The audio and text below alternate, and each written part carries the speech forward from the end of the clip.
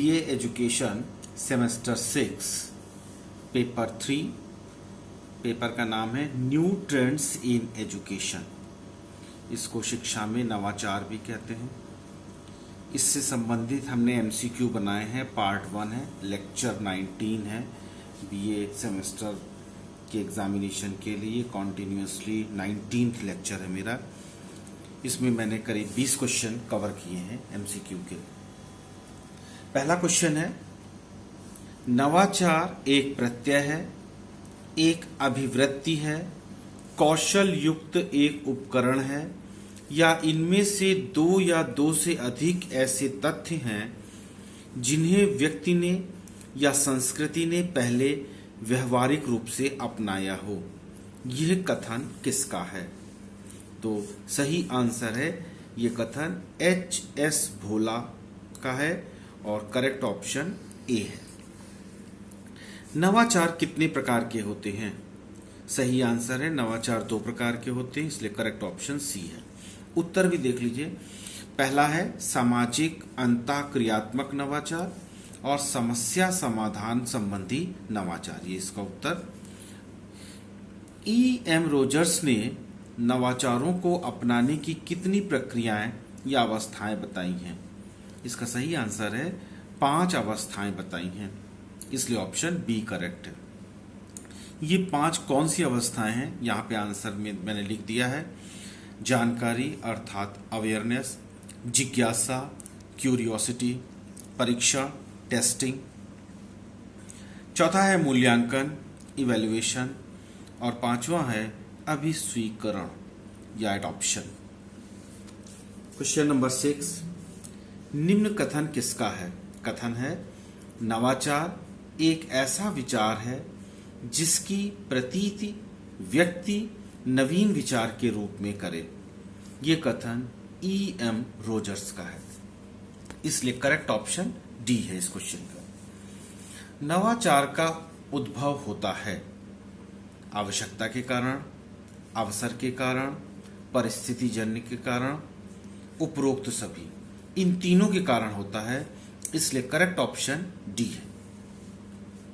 Next question, नवाचार की प्रक्रिया में व्यक्ति का स्थान कहां पर होता है या व्यक्ति का स्थान कैसा होता है?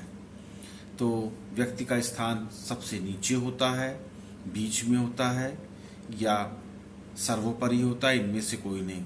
तो नवाचार की प्रक्रिया में व्यक्ति का स्थान सर्वोपरि होता है, सबसे ऊपर व्यक्ति होता है, इसलिए ऑप्शन सी सही है। नवाचार में किन गुणों का होना अनिवार्य है? नवाचार में लचीलापन, जागरूकता, नेतृत्व, इन तीनों का होना आवश्यक है, इसलिए करेक्ट ऑप्शन डी है, उपरोक्त सभी। नवाचार जीवन लक्ष्यों की प्राप्ति में एक बाधा है, सहायक है, बहुत बड़ी बाधा है, इनमें से कोई नहीं। तो नवाचार नवीन लक्ष्यों की प्राप्ति में सहायक है। नवीन लक्ष्यों की प्राप्ति में नवाचार सहायक है, इसलिए करेक्ट ऑप्शन बी है। क्वेश्चन नंबर 9, अधिगम के नए तौर तरीकों का परिणाम नवाचार होता है। ये कथन सत्य है, इसलिए ऑप्शन बी सही है। अगला क्वेश्चन, क्वेश्चन नंबर 10, ये कथन किसका है? नवाचार समझ बूझकर किया जाने वाला नवीन और विशिष्ट परिवर्तन है जिसे किसी प्रणाली के उद्देश्यों को प्राप्त करने के लिए अधिक प्रभावकारी समझा जाता है। ये कथन A.B. माइल्स का है, इसलिए करेक्ट ऑप्शन सी है। नेक्स्ट, नवाचार किसी निकाय या व्यक्ति के मस्तिष्क की उपज होता है। ये कथन सत्य है, इसलिए ऑप्शन ए करेक्ट है। क्वेश्चन नंबर 12, नवाचार के मार्ग में आने वाली बाधाएं कितने प्रकार की होती हैं? जी वॉटसन के अनुसार कितने प्रकार की होती हैं? तो जी वॉटसन ने 2 प्रकार की बाधाएं बताई हैं, तो करेक्ट ऑप्शन डी है। और ये 2 प्रकार की बाधाएं क्या हैं? व्यक्तित्व जनित बाधाएं, और दूसरा है अज्ञान जनित सामाजिक या क्रियात्मक बाधाएं। क्वेश्चन 13 है, स्वीकृत नवाचार प्रभावी हो, सफल हो और उसका निरंतर प्रसार हो। ये बहुत कुछ किस पर निर्भर करता है? परिवर्तनकर्ता पर निर्भर करता है, ग्रहणकर्ता पर निर्भर करता है, या दोनों पर करता है, या किसी पर निर्भर नहीं करता। तो इसका सही आंसर है परिवर्तनकर्ता पर निर्भर करता है, इसलिए करेक्ट ऑप्शन ए है।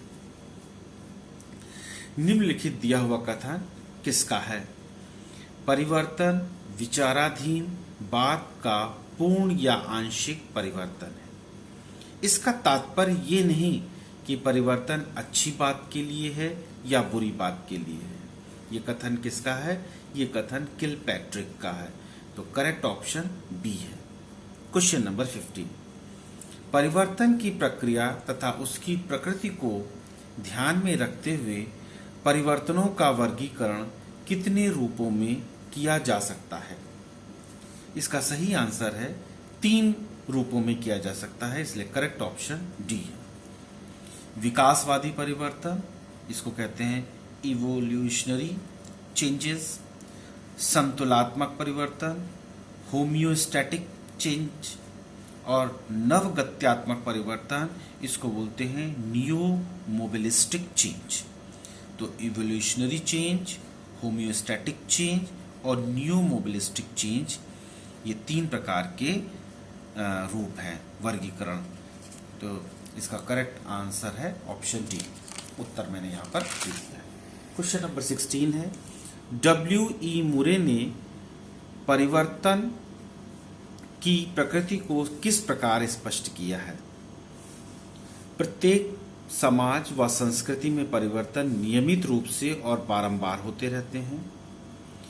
दूसरा है ऑप्शन, देश काल की दृष्टि से परिवर्तन सापेक्ष है।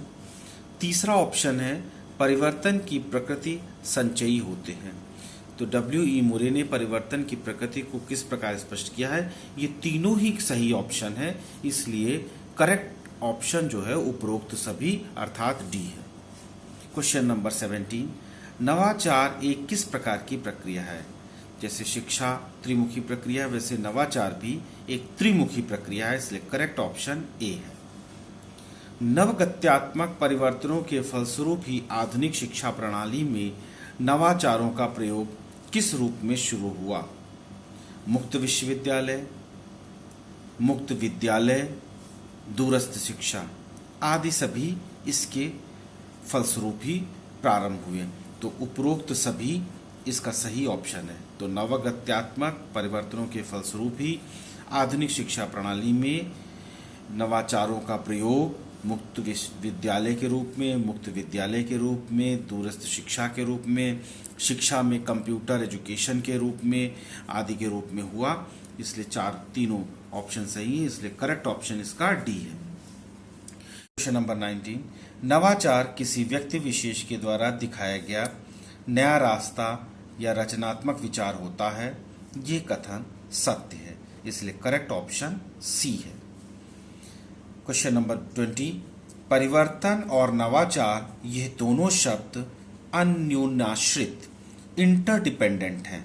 ये कथन सत्य है, अर्थात ऑप्शन ए सही है। परिवर्तन और नवाचार ये दोनों ही शब्द इंटरडिपेंडेंट हैं, एक दूसरे पे डिपेंड करते हैं, इसलिए सही ऑप्शन ए है, सत्य है। इस प्रकार से मैंने पेपर 3 ट्रेंड्स इन एजुकेशन के लिए 20 MCQ अपने 19th लेक्चर में बनाए हैं और ये इस पेपर का पार्ट 1 है। इसको आप लोग जिन्होंने चैनल सब्सक्राइब ना किया हो चैनल सब्सक्राइब करें, वीडियो को लाइक करें, बेल आइकन को प्रेस करें और अपने दोस्तों में इसको जरूर बताएं जिससे आगामी आने वाली परीक्षा में वो इसका लाभ उठा सकें।